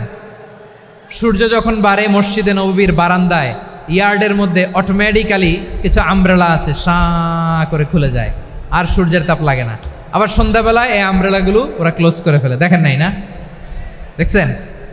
এই মসজিদে নববীকে সর্বোচ্চ উন্নত মানের কনস্ট্রাকশন ইনফ্রাস্ট্রাকচার ডেভেলপ করার জন্য কর্তৃপক্ষ কিছু অমুসলিম ইঞ্জিনিয়ারের ডিজাইনারের সহায়তা নিয়েছিল। সুবহানাল্লাহ বলেন। কোন দলিলের ভিত্তিতে? এই দলিলের ভিত্তিতে যে বিষ্ণু ঈসা ইসলাম অমুসলিমদের সাথেও লেনদেন করেছেন। আওয়াজ করে বলতে হবে আল্লাহু আকবার। শুধু তাই নয়,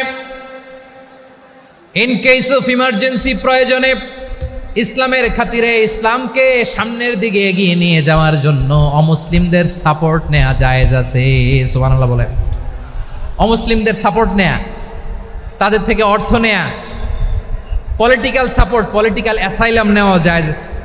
আমাদের অনেক বিশ্ববরেণ্য দায়ীরা আমেরিকায় অস্থায়ীভাবে অ্যাসাইলাম নিয়ে থাকে, নিজের দেশে গেলে ফাঁসিতে ঝুলাই দিবে। যুগ যুগ ধরে দায়ীদের উপরে এরকম অত্যাচার আর নির্যাতন আছে না নাই? মিশরের অনেক দায়ীরা পাশ্চাত্যে যেয়ে থাকে। এই যে তারা পলিটিক্যাল অ্যাসাইলাম নিয়ে থাকে, রাজনৈতিক আশ্রয়, এটা জায়েজ আছে না?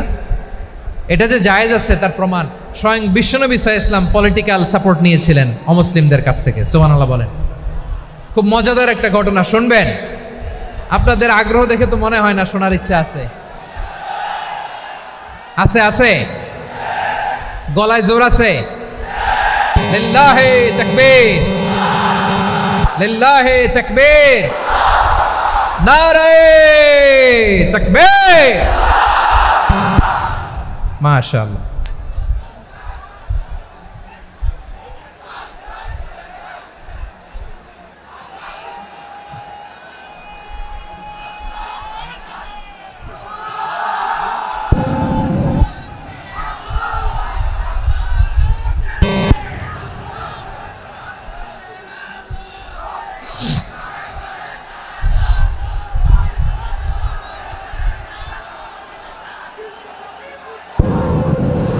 মাশাআল্লাহ মাশাআল্লাহ।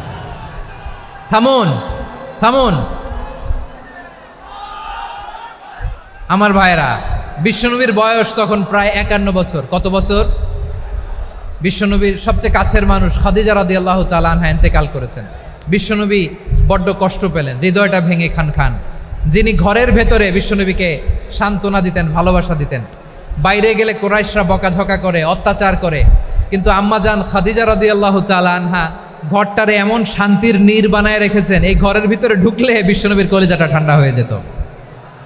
এজন্য রব্বুল আলামিন বলেন, খাদিজা, ও আমার বান্দি খাদিজা, জান্নাতে এমন স্পেশাল একটা ঘর আমি তোমার জন্য রেডি করে রেখেছি। ওই ঘরের মধ্যে কোনো আওয়াজ নাই, ওই ঘরের মধ্যে কোনো নয়েজ নাই, ওই ঘরে কোনো বিশৃঙ্খলা নাই।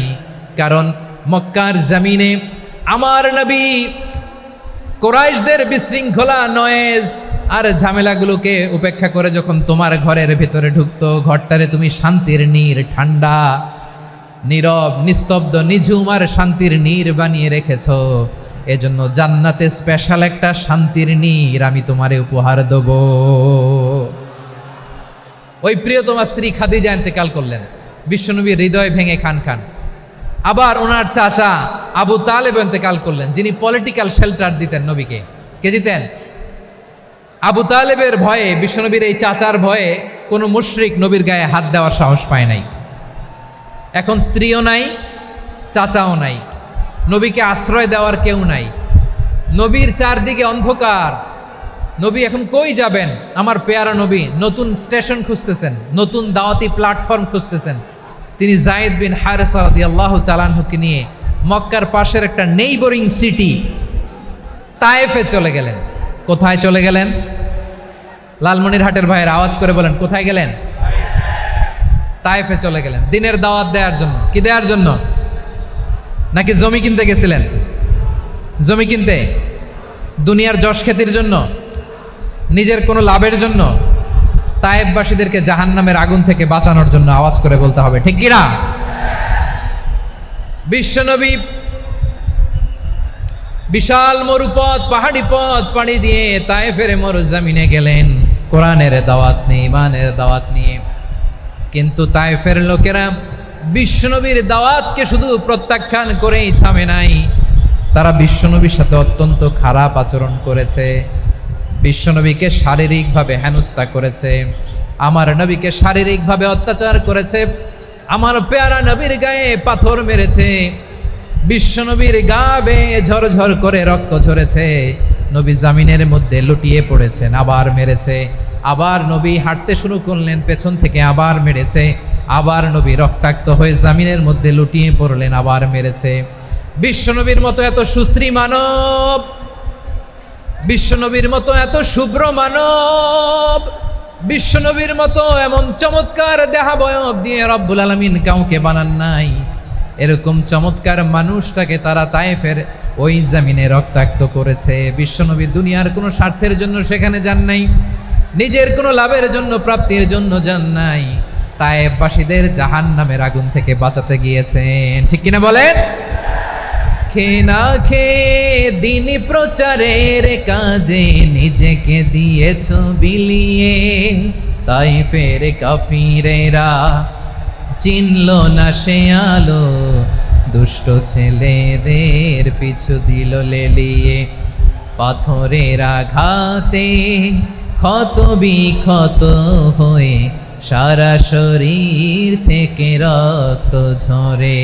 হে রাসূল তোমাকে ভুলি আমি কেমন করে, হে রাসূল তোমাকে ভুলি আমি কেমন করে। পারেন না আপনারা? ধরুন আমার সাথে। হাজার ব্যথা বেদনার পরে ফিরে আসনি তুমি আপন ঘরে, দিনের আলো তুমি ছড়িয়ে দিতে, চলে গেলে মদিনায় মক্কা ছেড়ে। হে রাসূল তোমাকে ভুলি আমি কেমন করে, হে রাসূল তোমাকে ভুলি আমি কেমন করে। ঠিক কিনা বলেন? প্রিয় ভাইরা, তায়েফের ছেলেরা নবীকে রক্তাক্ত করলো। আমার নবী কই যাবে? কই যাবে? মক্কায় জায়গা নাই, তায়েফে জায়গা নাই। তায়েফ থেকে ভারাক্রান্ত মন নিয়ে আমার নবী মক্কায় ফিরে আসলেন। বিশ্ব নবী মক্কায় ঢুকতে পারেন না। মক্কার মরুভূমির দিকে তাকিয়ে, উপত্যকার দিকে তাকিয়ে বিশ্বনবী ধা ধা করে কাঁদেন, ঝরঝর করে। নবীর চেহারা মোবারক থেকে চোখের পানিগুলো বেয়ে বেয়ে পড়ে। আমার জন্মস্থান, আমার শৈশব, কৈশোর, যৌবন কেটেছে এই মক্কায়, আমার এলাকায় আমি ঢুকতে পারি না। বিশ্বনবী মক্কার অনতি দূরে দাঁড়িয়ে জায়েদকে পাঠালেন, জায়েদ যাও দেখো কেউ আমাকে সাপোর্ট করার মতো আছে কিনা, যাও অমুকের কাছে যাও। জায়েদ গেলেন, তারাও প্রত্যাখ্যান করে ফিরিয়ে দেয়। বিশ্বনবী বললেন যাও অমুক লোকের কাছে যাও, তিনিও প্রত্যাখ্যান করে ফিরিয়ে দিলেন। কেউ বিশ্বনবীকে আশ্রয় দিতে রাজি হয় না। নিজ জন্মভূমিতে বিতাড়িত বিশ্বনবী, সর্বশেষ বিশ্বনবী বললেন যাও মুতঈম ইবনে আদির ঘরে যাও। মুতঈম ইবনে আদি মুশরিক, তার কাছে যাও। গেলেন, মুতঈম ইবনে আদি রাজি হয়ে গেল। সুবহানাল্লাহ বলেন। দেখেন, অনেক বিপদের সময়ও আমি নিজে সাক্ষী, সামাজিকভাবে, রাজনৈতিকভাবে কত ঝঞ্ঝা, কত ষড়যন্ত্র, কত কনস্পাইরেসি পাড়ি দিয়ে আমাদেরকে সামনে এগিয়ে যেতে হয়। এই শত্রুদের ভেতরেও একজনকে দাঁড় করিয়ে দেয় যে আল্লাহর কোরআনের জন্য রেডি হয়ে যায়। পড়েন সুবহানাল্লাহ। মুতঈম ইবনে আদি, আল্লাহ তার মনকে নরম করে দিলেন। মুতঈম বলে, মুহাম্মদ আমি তোমাকে আশ্রয় দিব। তার দুই ছেলেকে পাঠালেন, যাও খোলা তলোয়ার নিয়ে, স্কট দিয়ে, গার্ড অফ অনার দিয়ে মোহাম্মদকে মক্কায় ঢুকাও, আর বলো আমি আমান দেব। আমান কি দিব? আমান মানে সিকিউরিটি, নিরাপত্তা। সিকিউরিটি ছাড়া, আমান দেওয়া ছাড়া কেউ থাকতে পারতো না মক্কায়। দুই ছেলে বিষ্ণু ইসা ইসলামকে নিয়ে আসলো। নবী কাবার চারদিকে তাওয়াফ করলেন, নামাজ পড়লেন। আবু জাহেল, উতবা, শাইবা, ওয়ালিদ ইবনে মুগীরা সবাই দেখে, কেউ কিছু করতে পারে না। কারণ মুতঈম ইবনে আদি ঘোষণা দিয়েছেন আমি মুহাম্মদকে আমান দিয়েছি, মুহাম্মদের গায়ে যেন কেউ স্পর্শ না করে। আওয়াজ করে পড়েন সুবহানাল্লাহ। নবীর এই বিপদকালে মুহূর্তে মুতঈমের হৃদয়টারে নরম করে দিল কে? আচ্ছা, লালমনিরহাটের ভাইয়েরা বলেন, এই মুতঈম কি মুসলিম ছিল না মুশরিক? সবাই বলতে হবে মুসলিম না মুশরিক? তাহলে মুশরিকের কাছ থেকে নবী পলিটিক্যাল অ্যাসাইলাম, আধুনিক রাষ্ট্রবিজ্ঞানের ভাষায় পলিটিক্যাল অ্যাসাইলাম, যেটাকে বলে রাজনৈতিক আশ্রয়, ওনার আমান বা নিরাপত্তার এই ঘোষণায় তিনি মক্কায় ঢুকলেন। যতদিন নিরাপত্তা ছিলেন। মুতঈম যখন মারা গেল, বিষ্ণু ইসলাম হিজরত করে মদিনায় চলে গেলেন। সুবহানাল্লাহ। কিন্তু মুতঈম যে বিশ্বনবীর উপকার করছে এটা বিশ্বনবী ভুলে নাই। আমাদের অনেকে আছে উপকার করার পরে আর খেয়াল থাকে না, খাওয়ার পরে গলা দিয়ে নামলে আর খেয়াল থাকে না। এরকম আছে না নাই? আমার নবী বলে নাই, বদরের প্রান্তরে 70 জন কাফেরকে যখন বন্দি করে বিশ্বনবীর সামনে হাঁটু গেড়ে দাঁড় করানো হলো, বসানো হলো, 70 জন কাফের। কয়জন? বিশ্বনবী তাদের দিকে তাকিয়ে বললেন, সহিহ বুখারীর বর্ণনা, লাউ কানাল মুতঈম ইবনে আদি হাইয়ান সুম্মা কাল্লামানি হাউলাই নাতনা লা তারাকতুহুম লাহু। বদরের প্রান্তরে 70 জন বন্দি কাফিরের দিকে তাকিয়ে আমার নবী বললেন, আজকে মুতঈম ইবনে আদি যদি বেঁচে থাকতো আর তোমাদের 70 জনের ব্যাপারে যদি মুতঈম এক বাক্যে একটা সুপারিশ করত, তার সম্মানে আজকে তোদের সবাইকে আমি মাফ করে দিতাম। সুবহানাল্লাহ নাই?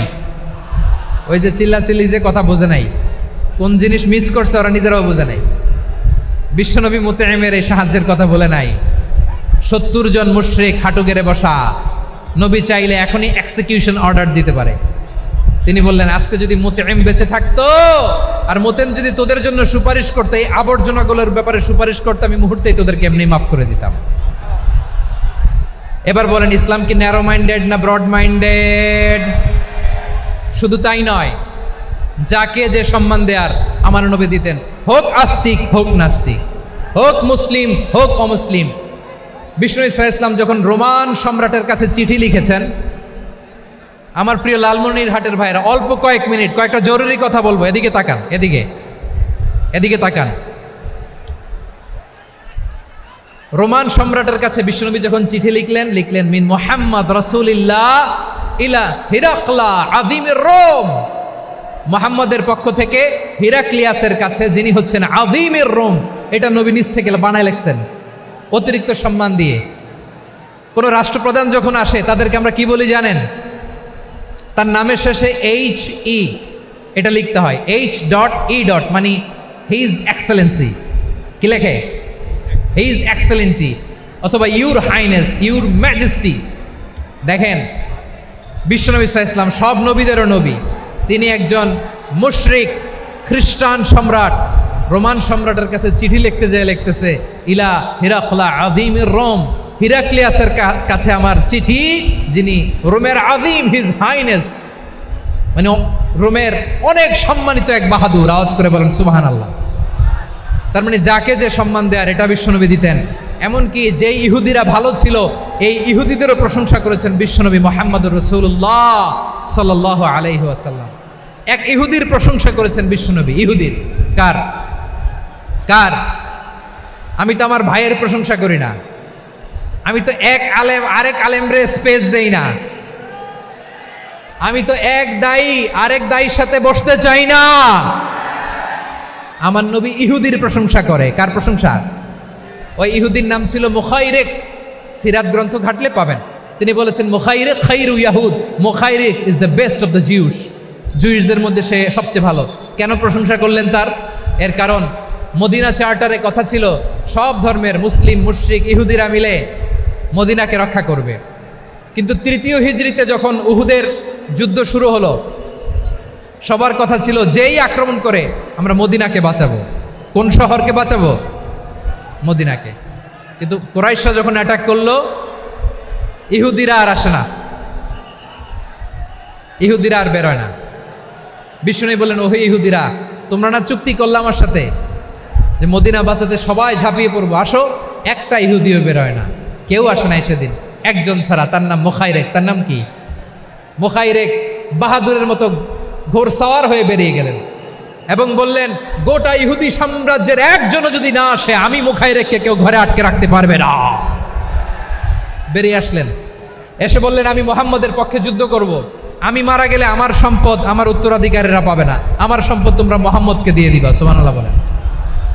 উহুদের ময়দানে 70 জন মুসলমান শহীদ হলো।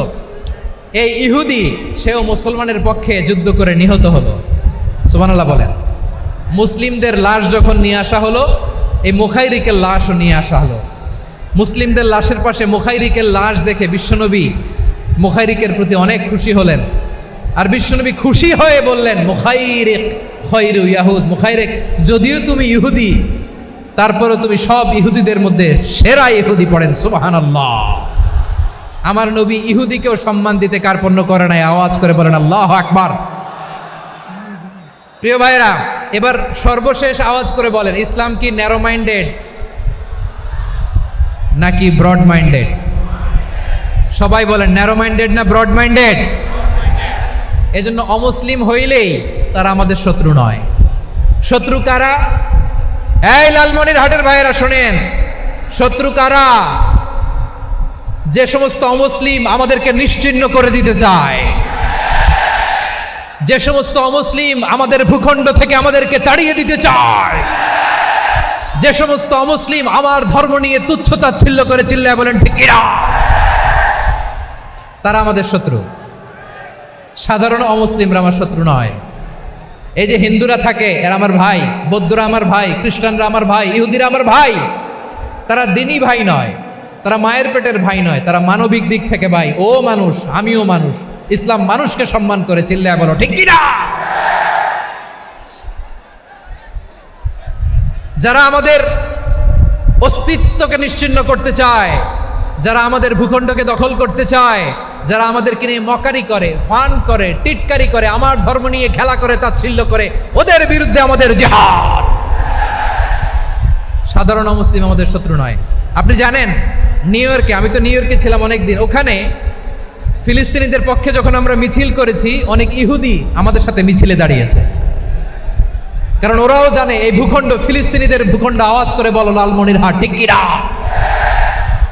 ইসরায়েলের রাজধানী খোদ তেল আবিবে অনেক ইহুদিরা বেঞ্জামিন নেতানিয়াহু তার বিরুদ্ধে মিছিল করেছে। তো তারা কি আমাদের শত্রু? না। অনেক খ্রিস্টান আমাদের সাথে আমাদের স্বার্থ রক্ষায় আমাদের পাশে দাঁড়িয়েছে। খেয়াল রাখবেন, হিন্দু আর হিন্দুত্ববাদ এক নয়, ইহুদি ধর্ম আর জায়নিজম এক নয়। জায়নিজমের বিরুদ্ধে আমাদের সংগ্রাম, আমাদের জেহাদ, চিল্লায় বলেন ঠিক কিনা। এই যে ফিলিস্তিনের ভাইয়েরা, তারা তাদের স্বাধীনতা সংগ্রামের জন্য লড়াই করছে, করে যাচ্ছে, আমরা এটাকে সমর্থন জানাই, চিল্লায় বলো ঠিক কিনা। কাশ্মীরের ভাইয়েরা স্বাধীনতার জন্য সংগ্রাম করছে, আমরা সেই সংগ্রামকে সমর্থন জানাই, আওয়াজ করে বলো ঠিক কিনা। যারাই আমাদের ইসলামকে নিশ্চিহ্ন করতে চায় তাদের বিরুদ্ধে আমাদের সংগ্রাম, আওয়াজ করে বলতে হবে ঠিক কিনা। ওই সমস্ত দুর্বৃত্তদের সাথে আমাদের কোনো সম্পর্ক নাই। আমরা যদি ঐক্যবদ্ধ থাকতে পারি, ওই দুর্বৃত্তরা চান্স পাবে না। আমরা ঐক্যবদ্ধ থাকতে রাজি আছি। লালমনিরহাটের ভাইয়েরা, আমরা ঐক্যবদ্ধ থাকলে ওই দুর্বৃত্তদের কালো হাত ভেঙে দিতে আমাদের সময় লাগবে না। তাদের কালো হাত ভেঙে দিতে রাজি আছো মুসলমান? কারা কারা রাজি? দু হাত তুলে দেখাও।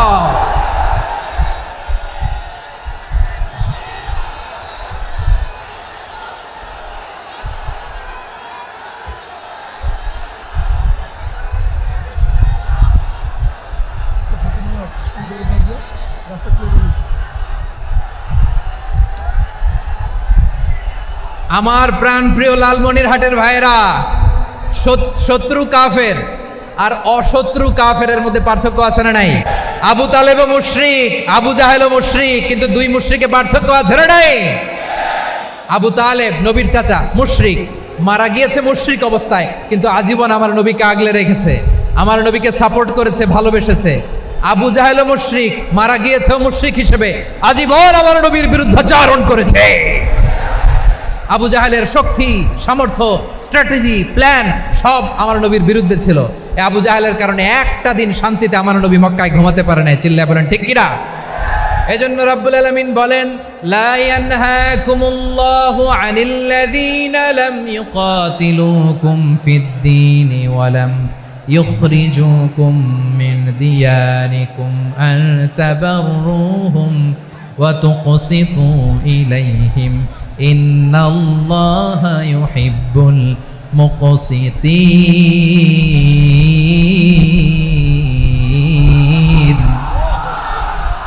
আল্লাহ বলে, গোলামেরা শোনো শোনো, যে সমস্ত অমুসলিম তোমাদের সাথে ধর্মযুদ্ধে লিপ্ত হয় না, তোমাদের বিরুদ্ধে যে সমস্ত অমুসলিম অস্ত্র ধরে না, যে সমস্ত অমুসলিম তোমাদেরকে তোমাদের জন্মস্থান থেকে, ভূখণ্ড থেকে তাড়িয়ে দেয় না, তাদের সাথে ভালো আচরণ করতে আমি আল্লাহ নিষেধ করি নাই, তাদের সাথে সদাচরণে কোনো নিষেধাজ্ঞা নাই। বরং তাদের সাথে সদাচরণ করো, এটাই আমি আল্লাহ চাই। তাহলে আমার যে অমুসলিমরা আমাদের সাথে শত্রুতা করে না, তুচ্ছতাচ্ছিল্য করে না, আমাদের ভূমি থেকে আমাদেরকে উচ্ছেদ করতে চায় না, আমাদের বিরুদ্ধে অস্ত্র ধরে না, ওই অমুসলিম ভাইদের সাথে আমাদের কোনো দ্বন্দ্ব আছে? কোনো বিরোধ আছে? বরং আছে ভালোবাসা। বরং আছে কি? এই ভালোবাসা দিয়েই আমরা বিশ্ব জয় করব। রাজি আছো মুসলমান? আমাদের পুঁজি ভালোবাসা। আমাদের পুঁজি কি? এবার আওয়াজ করে বলেন আমার এই পুরো আলোচনা থেকে, the religious coexistence, peaceful coexistence, শান্তিপূর্ণ সহাবস্থান, কমিউনাল হারমোনি, এই সাম্প্রদায়িক সম্প্রীতি, এই আলোচনা থেকে কি বুঝলেন? ইসলাম কি ন্যারো মাইন্ডেড না ব্রড মাইন্ডেড? এই ব্রড মাইন্ডেড হৃদয় নিয়ে ভালোবাসা দিয়ে আমরা বিশ্ব জয় করতে চাই। রাজি আছেন? আল্লাহ কবুল করুক, আমরা সবাই পড়ি আমিন। লালমনিরহাটের জেলা স্টেডিয়ামে আমার প্রিয় মায়েরা বোনেরা, আপনাদের জন্য একটা হাদিস বলে শেষ করব। বিশ্বনবী বলেন, আমার মায়েরা খেয়াল করে শুনুন, বিশ্বনবী আপনাদের উদ্দেশ্য করে বলেন, আল মারআতু ইযা সাল্লাত খামসাহা ওয়া সামাত শাহরাহা হাফিজাত ফুরুজাহা আতাআত বা'লাহা ফালতাদখুল মিন আইয়ি আবওয়াবিল জান্নাতি শাআত। বিশ্বনবী বলেন, ও রমণীরা, ও নারীরা, যে সমস্ত নারী এই 4টা কাজ করবে, এই 4টা কাজের গ্যারান্টি দিবে, তাদেরকে জান্নাতের 8টা দরজার গ্যারান্টি দেয়া হবে। কি 4টা কাজ? 1 নম্বর, আল মারআতু ইযা সাল্লাত খামসাহা, যে নারী 5 ওয়াক্ত নামাজ পড়ে। কি করে? জেলা স্টেডিয়ামে অবস্থানরত আমার নারীরা বোনেরা, বিশ্বনবী আপনাদেরকে 4টা কাজের কথা বলেছেন, খুব বেশি না। 4টা করলে 8 জান্নাতের দরজা সব খোলা। কোনটা দিয়ে যাবেন? যেটা দিয়ে মনে চায়। 1 নম্বর 5 ওয়াক্ত নামাজ। আমার বোনেরা জোহরের নামাজ পড়তে পড়তে এটা আসরে নিয়ে যায়, আসর পড়তে পড়তে এটা মাগরিবে নিয়ে যায়। এরকম আসরে নাই? লালমনিরহাটে হয়তো নাই। আমার বোনেরা এটা করবেন না। ইন্নাস সালাতা কানাত আলাল মুমিনিনা কিতাবাম মাওকুতা, সময় মতো পড়বেন। সামাত শাহরা, রমাদানের রোজাগুলো রাখবেন। হাফিজাত ফুরুজাহা, যে নারী তার চরিত্রকে হেফাজত করে, তার প্রাইভেট হেফাজত করে, তার লজ্জাস্থান হেফাজত করে। ও মায়েরা, আপনার এই গর্ভ যে কত দামি আপনি জানেন না। আপনার এই গর্ভ থেকে জন্মাবে আগামীর সালাহুদ্দিন আল আইয়ুবী। আপনার গর্ভ থেকেই জন্মাবে ইমাম আল মাহদি আল মুনতাজার। আপনার পেট থেকে জন্মাবে আবু সাইদের মতো বীর সৈনিক। আপনার পেট থেকে জন্মাবে মুগ্ধের মতো বীর মুজাহিদ। আপনি জানেন না কে আসবে আপনার পেট থেকে। সময়টাকে কাজে লাগান, ইসলামকে বুঝেন, মানেন, আমাদের ইসলামিক লেকচারগুলো শোনেন। আমরা যে বার্তাগুলো, ইনস্ট্রাকশনগুলো, দিক নির্দেশনাগুলো আপনাদের খেদমতে রাখি, এগুলো মেনে চলুন। আপনিই পারেন আপনার ঘরটাকে জান্নাতের টুকরা বানাতে। একটা family, it's a very big institution and you are the MD, the managing director of this institution. চিল্লায় বলেন ঠিক কিনা? চাইলেই পারেন ঘরটারে জান্নাতের টুকরা বানাতে। 5 ওয়াক্ত সালাত, রমাদানের রোজা, নিজের চরিত্রের হেফাজত, ও আতাআত বা'লাহা, স্বামীর আনুগত্য। এটাতে অনেকে ভুল করে থাকে। হায় রে আমার বোনেরা, স্বামীর আনুগত্যকে এটা নিজের অপমান মনে করবেন না। আপনার স্বামী আপনার সবচেয়ে বড় গার্ডিয়ান, তিনি আপনার সবচেয়ে ভালো চায়। নারী কখনো গার্ডিয়ানশিপের বাইরে থাকতে পারে না। হয় আপনি বাবার গার্ডিয়ানশিপের ভেতরে, বাপ না থাকলে ভাই আপনার গার্ডিয়ান, ভাই না থাকলে চাচা গার্ডিয়ান, বিয়ের পরে আপনার স্বামী আপনার গার্ডিয়ান। শরিয়া সম্মত স্বামীর আদেশগুলো আপনি মেনে চলবেন, কিন্তু শরিয়া বিরুদ্ধ কোনো আদেশ মানতে আপনি বাধ্য নয়। আওয়াজ করে বলুন সবাই ঠিক কিনা? এই 4টা কাজ যদি কোনো নারী করে, বিশ্বনবী বলেন জান্নাতের 8টা দরজা খোলা। তোমার যেটা দিয়ে মনে চায় সেটা দিয়ে জান্নাতে তুমি এন্ট্রি নিতে পারবা। আমরা এখানে লালমনিরহাটের সোহরাওয়ার্দী ময়দানে আজকে যেমন একত্রিত হতে পারলাম, আল্লাহর জান্নাতেও যেন একত্রিত হতে পারে। আল্লাহ তুমি তৌফিক দান করো। আল্লাহ আমার এই কলিজার টুকরা যুবক ভাইদেরকে তুমি ওমরে ফারুকের মতো কবুল করো।